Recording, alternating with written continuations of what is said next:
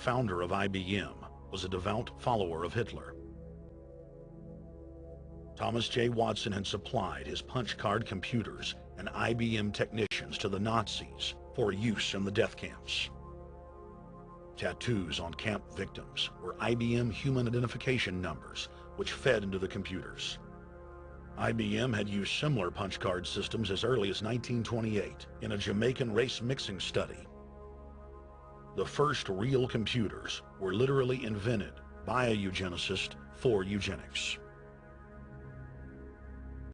The very first thing that the Nazis did when they took power in 1932 was to hire IBM to reconstruct their census. So using essentially computers, they were punch card computers, they were mechanical computers that could tabulate and analyze information on these punch cards.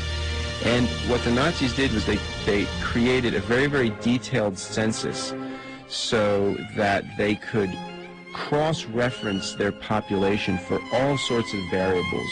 For example, whether someone was Jewish and wealthy and from the East, or half Jewish and from Germany. And what they did with this extremely detailed portrait of their population was to initiate the Holocaust in a totally rationalized way that was deemed by the Nazis to be more palatable to Germans. So what they did was the very first Jews that they went after going after homosexuals and communists and gypsies, they went after wealthy Jews who had immigrated from Eastern Europe, since this was a group that your average German anti-Semite felt least connected to. After they'd rounded them up, they went for wealthy German Jews, and then people of half-Jewish descent. And they did their roundup very, very rationally and methodically using these computers.